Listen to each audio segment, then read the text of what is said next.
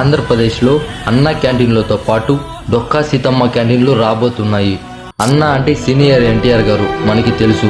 మరి డొక్కా సీతమ్మ ఎవరు? డొక్కా సీతమ్మ ఆంధ్రప్రదేశ్లో 1841లో జన్మించింది.